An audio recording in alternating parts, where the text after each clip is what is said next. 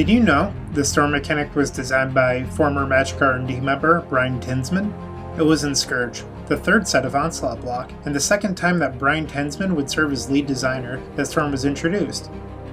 The expansion was marketed as the Dragon set, with Dragonstorm as one of its flagship cards. Unfortunately, the card was mostly played in casual decks, but Dragonstorm would later return with greater success in Standard when it was reprinted in Time Spiral, another set Bryant was lead designer for. But before we get to that, let's go over what Storm is and how it works. Storm is a triggered ability appearing on instant and sorcery cards that place copies of themselves on the stack for every spell cast previously that turn. This means a card like Dragonstorm could summon 5 dragons if 4 spells were cast prior to it resolving, placing 5 copies of Dragonstorm on the stack. When Time Spiral was released in 2006, 121 additional cards were included in the set as time-shifted cards. Because Time Spiral block had a theme involving time, the time-shifted cards were reprints from all Magic sets up to Scourge and came with a unique identity. Even though these cards were an add-on, they were still a part of Time Spiral block, therefore making them standard legal. One of the time-shifted cards was Dragonstorm. Dragonstorm reads, search your library for a dragon card and put it into play. Then shuffle your library. Storm.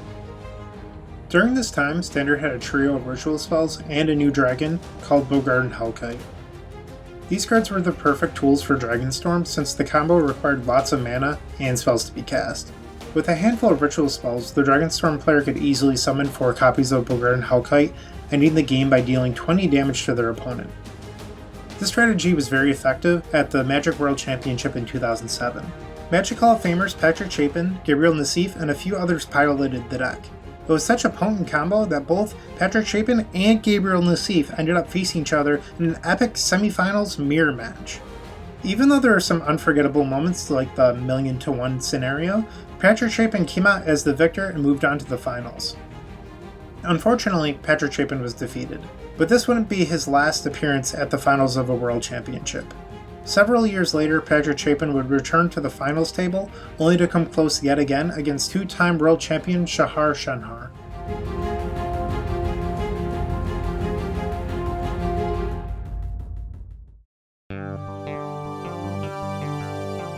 Two of Legacy's most iconic Storm decks are the Epic Storm and Ad Nauseam Tendrils. Both decks are commonly known by their abbreviations, TES and ANT respectively.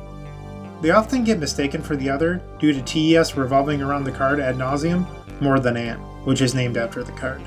But to make matters worse, both decks tend to have the same process of achieving their storm count.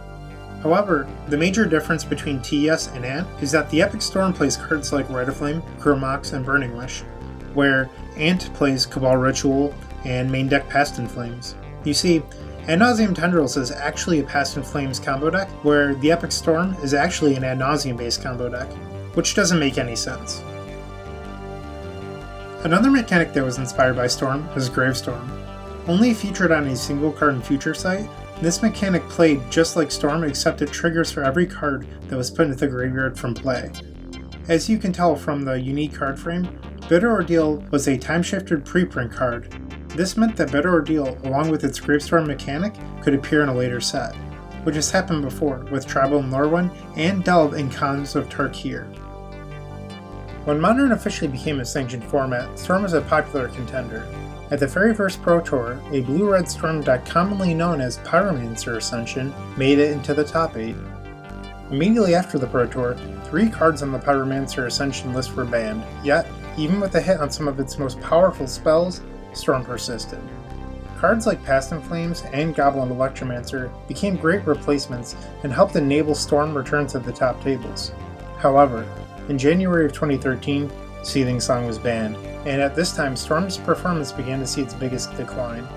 When its 5th card, Gitaxian Probe, was banned on January 9, 2017, players thought that they had seen the final days of the infamous combo deck. But to their astonishment, Storm made top 8 at Grand Prix Copenhagen in May 2017.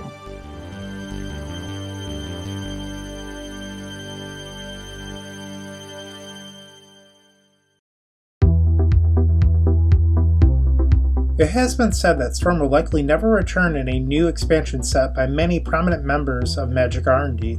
As a matter of fact, Storm became the name of a rating system called the Storm Scale. This metric, created by Magic head designer Mark Rosewater, is used to measure a keyword's mechanic's potential for returning in future Magic expansions, with 1 as most likely and 10 as least likely. Since Storm is one of the most powerful keyword mechanics the game has ever seen, it was a perfect example of a metric rated at 10. Even though we will never play Storm again in Standard, the Forbidden mechanic still gets new cards printed in supplemental sets. When the annual Commander decks debuted in 2011, a new card called Flusterstorm was introduced. This conditional Force Spike with Storm attached became the perfect anti-Storm spell. Due to it being in a supplemental set, the only competitive format it is legal in are Legacy and Vintage.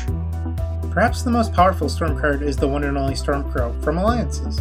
Printed with 2 different versions of artwork, this 1 power 2 toughness flyer was a bomb in all formats.